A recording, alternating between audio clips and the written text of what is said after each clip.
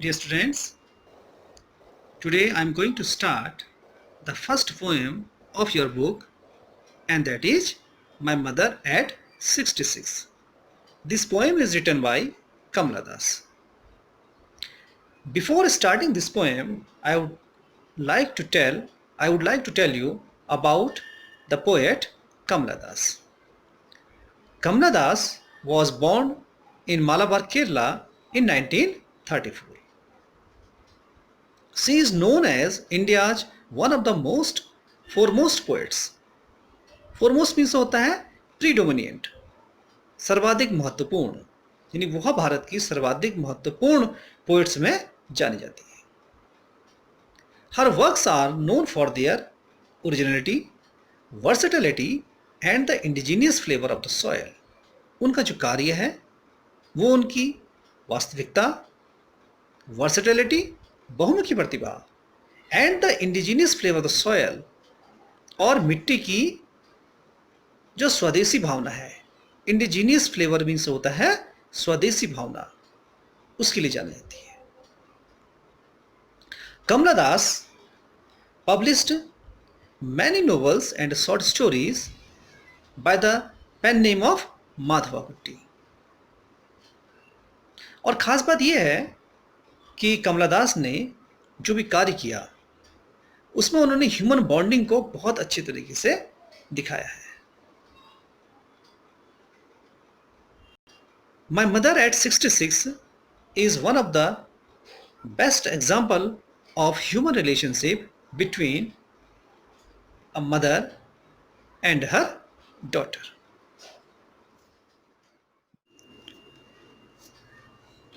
तो बच्चों, इस जो पोएम है माई मदर एट 66, इसकी जो समरी है वो कुछ इस तरीके से है.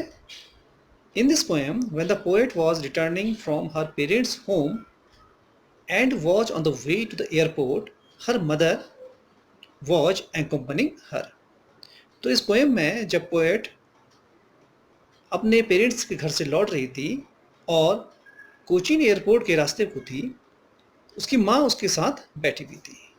She noticed her mother, who was sitting with her at the back seat of the car.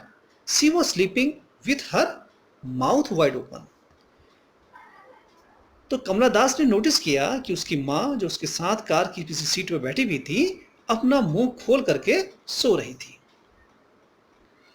Her face was the color of the ash. उसकी माँ का जो चेहरा था वो ऐश की तरह था. ऐश मीन्स राख की तरह था. She was very old, weak, and looking very pale. This was so disturbed that she diverted her mind and looked outside the car. इसको देख करके वो इतना अधिक डिस्टर्ब हो गई कि उसने अपने दिमाग को डाइवर्ट किया और कार से बाहर देखने लगी. She saw the trees by the roadside which seemed to be running. उसने देखा कि रोड साइड पे जो ट्रीज थे वो उसको दौड़ते हुए दिखाई देने लगे. The young children running into the playground. जो छोटे बच्चे थे वो अपने घरों से बाहर निकल करके प्लेग्राउंड में दौड़ रहे थे. All this symbolized life and energy. ये जो चीजें हैं, रोड साइड पे ट्रीज को स्प्रिंट करते हुए देखना या यंग चिल्ड्रन को अपने घरों से दौड़ते हुए जाके देखना, इन सब चीज़ों में लाइफ और एनर्जी है. In contrast to her mother, उसकी माँ के विपरीत, who looks very old, weak and pale. When she reached at the Cochin airport, she again looked at her mother. जब वो कोचीन एयरपोर्ट पर पहुंच जाती है तो फिर से एक बार अपनी माँ को देखती है. And here her mother looked like late winter's moon. उसको उसकी माँ विंटर के चंद्रमा की भांति दिखाई देती है. आपने नोटिस किया होगा कि विंटर्स में जो मून होता है वो अपनी एनर्जी या अपनी साइन को वो कम कर देता है। तो यहां पर the poet was surrounded by the same fear that she had during her childhood, the fear of losing her mother.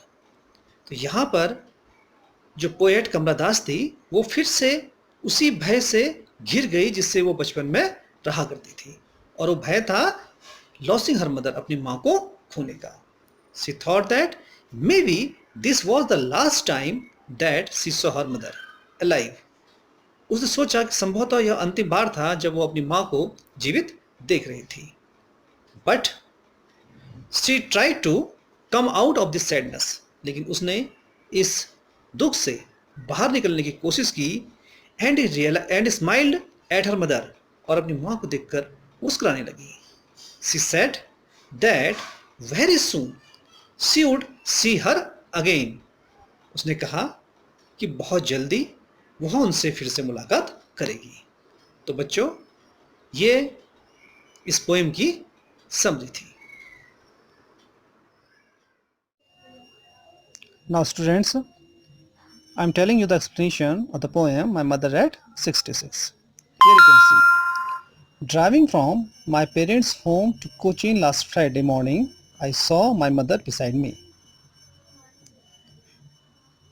Last Friday को अपने पेरेंट्स के घर से कोचीन को आते समय मैं देखा माई मदर बिसाइड मी, मेरी माँ मेरे बगल में बैठी हुई थी।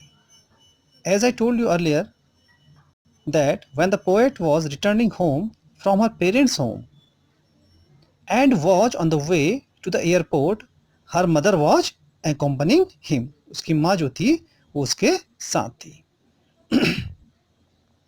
डोज, डोज मीन्स होता है स्लीप, या आप उसको कह सकते हैं अ स्मॉल नैप। तो उसने देखा कि उसकी माँ सोई हुई थी, ओपन माउथेड, मुंह उसका खुला हुआ था। Her face ashen like that of a corpse, corpse means होता है डेड बॉडी। उसका चेहरा एक डेड बॉडी की तरह दिखाई दे रहा था। यानी कि her mother watch sleeping with her mouth wide open, अपने मुंह को वो खोल करके सोई हुई थी। And her face was the colour of ash, उसका जो चेहरा था वो किसकी तरह था? ऐश की तरह था। हर फेस एशन मीन्स राख की तरह था। And realised with pain that she thought away, और मैंने ये महसूस किया कि वो दूर जा चुकी थी। अब किससे दूर जा चुकी थी? अपनी यंग एज से वो दूर जा चुकी थी। And looked but soon put that thought away, लेकिन जल्दी ही मैंने इस विचार को त्याग दिया, दूर कर दिया। It means this was so disturbed that she diverted her mind and looked out of young trees sprinting. यानी माँ की कंडीशन को देख करके वो इतनी अधिक अपसेट हो गई कि she looked outside of the window, वो कार्स के विंडो से बाहर देखने लगी और उसने क्या देखा?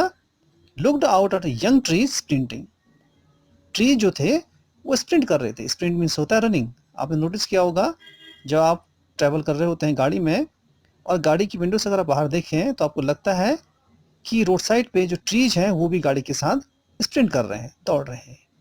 The merry children spilling out of their homes, merry means होता है हैप्पी, यानी प्रसन्न। जो हैप्पी चिल्ड्रन है they are running into the playground, वे खेल की मैदान की ओर दौड़ रहे थे। But after the airport's security check standing a few yards away I looked again at her. After the airport security check, airport की सुरक्षा जांच के बाद, standing a few yards away, उससे कुछ यार्ड की दूरी पर खड़े होकर, I looked again at her, मैंने उसे फिर से देखा। कमला दास कहती हैं कि मैंने अपनी माँ को फिर से देखा। Wan, wan means colourless, pale as a late winter's moon, जो कि कलरलेस, कमजोर दिखाई दे रही थी, बिल्कुल जाड़े के चंद्रमा की तरह। यानी कि आपने नोटिस किया होगा कि विंटर्स में जो मून होता है वो बड़ा ओल्ड और डल दिखाई देता है।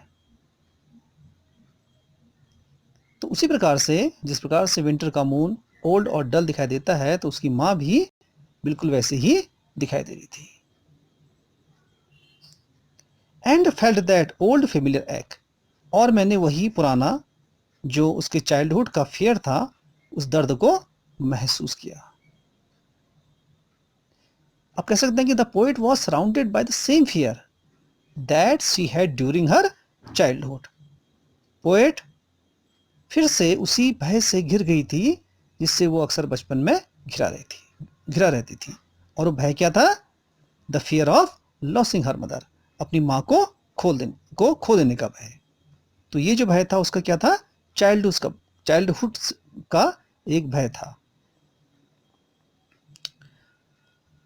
संभवतः she thought that it was the last time that she saw her mother alive. संभवतः सोच रही थी कि ये अंतिम समय है जब वो अपनी माँ को जीवित देख रही है। ठीक है, but all I said was see you soon Amma. All I did was smile and smile and smile, but all I said was, but she tried to come out of this sadness. उसने इस दुख से बाहर निकलने की कोशिश करी। And smile and smile and smile, और अपनी माँ को देख के मुस्कुराई। और क्या कहा? सी you soon Amma. She said to her mother that very soon she would see her again. उसने अपनी माँ से कहा कि बहुत जल्दी उनसे दोबारा मुलाकात होगी। ठीक है,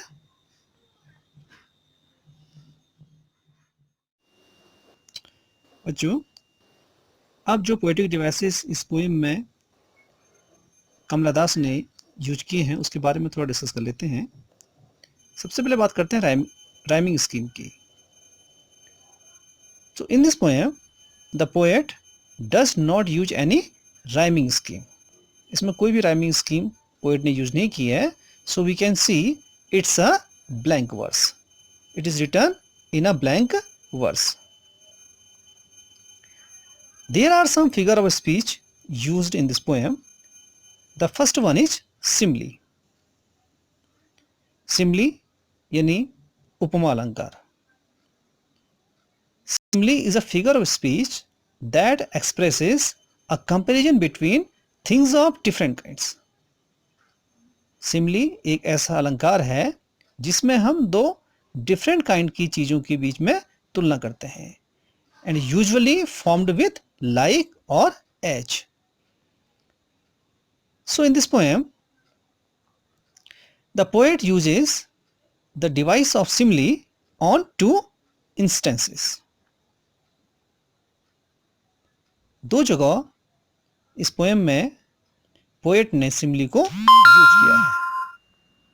अगर आप देखें, पोएट कहते हैं कि her face ashen like that of a corpse. She compares her mother's face with that of a corpse. वो तुलना करते हैं माँ के चेहरे की कॉर्प्स से। And uses the word like. यहां पर देखेंगे लाइक वर्ड यूज हुआ है। तो मैंने बताया था आपको कि इन Simli usually formed with like और एज। लाइक और एज से उसकी तुलना की जाती है। तो ये एक एग्जाम्पल है सिमली का। And the other example when she compares her mother with the moon. जब अपने माँ को कंपेयर करती है इससे लेट विंटर मून से। And here you can see the word as. The word as while making this comparison. जब वो एक कंपेयर किया तो यहां पर कौन सा वर्ड यूज किया? as किया है। So these are the two example of simile. The second figure of speech used by the poet is personification. Personification यानी कि मानवीकरण अलंकार। So the personification is used to bestow human qualities on something that is not human. ये device personification used होता है जब हम human qualities को दिखाते हैं उस चीज पर जो कि वास्तव में ह्यूमन नहीं होता है। So in this poem the poet uses this device with respect of trees. आप देखेंगे यहां पर पोएट ने लिखा है ट्रीज स्प्रिंटिंग। ट्रीज जो है वो क्या कर रहे हैं, दौड़ रहे हैं। वास्तव में पेड़ दौड़ते नहीं है। तो here the poet imagines the tree to be a figure that are running alongside her car. So this is the perfect example of personification. And the third figure of speech used by the poet is repetition. Repetition is a figure of speech that is used when a word or phrase is repeated. जब कोई word या phrase लगातार repeat होता है तो उसे यहाँ पर फिगर ऑफ स्पीच रिपीटिशन वहाँ पर होता है। And here you can see, यहाँ पर पोएट ने लिखा है, देखिए, all I did was smile and smile and smile. तो स्माइल जो वर्ड है वो यहाँ पर 3 बार आया है, smile smile and smile. So this is an example of repetition. Okay.